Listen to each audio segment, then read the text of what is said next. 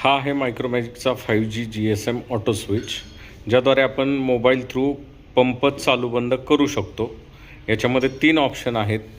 कॉलवरून आपण चालू बंद करू शकतो, SMS थ्रू आपण चालू बंद करू शकतो आणि ॲप थ्रू चालू बंद करू शकतो. याची जोडणी कशी आहे ते या ठिकाणी आपण बघणार आहेत. ऑटो स्विचमधून RYB या 3 सप्लायच्या वायर्स बाहेर येतात. तर त्या 3 वायर स्टार्टरला R, Y आणि B या ठिकाणी जोडायच्यात. 2 ग्रीन वायर्स बाहेर येतात, ते या ठिकाणी P3 आणि P4ला जोडायच्यात. 2 ब्लॅक वायर्स बाहेर येतात, ते या ठिकाणी P2 आणि P3ला जोडायच्यात. आता आपण सिम कसं इन्सर्ट करणार आहे ते या ठिकाणी बघणार आहोत.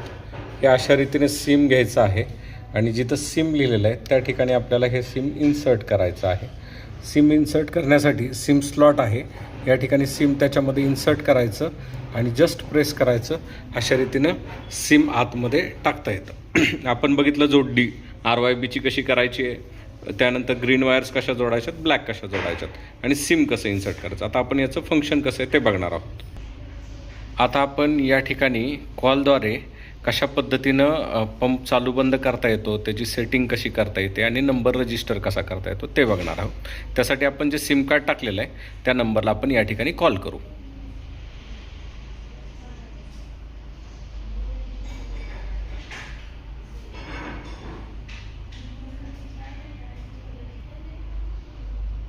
नमस्कार, तुमच्या नंबरची नोंदणी पूर्ण झालेली नाही. नोंदणी करण्यासाठी कृपया कमांड प्रविष्ट करा.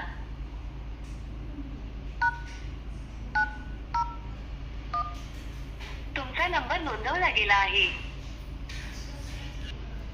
या ठिकाणी आपण बघितलं की नंबरचं रजिस्ट्रेशन म्हणजे जो यूजर आहे त्याचं रजिस्ट्रेशन कसं केलं.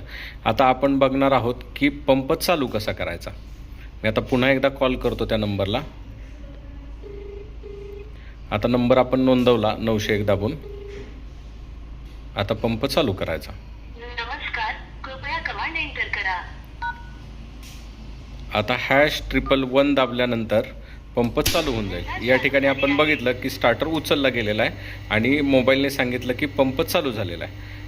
आता मी कॉल कट करतो आणि पुन्हा कॉल करून पंप बंद करतो. आता मी पुन्हा कॉल केलेला आहे. नमस्कार, कृपया कमांड एंटर करा. बंद करण्यासाठी #000 मोटार बंद झाली आहे. या ठिकाणी पंप बंद झालेला आहे असं व्हॉइस मेसेजने सुद्धा सांगितलं. पंप बंद झाला.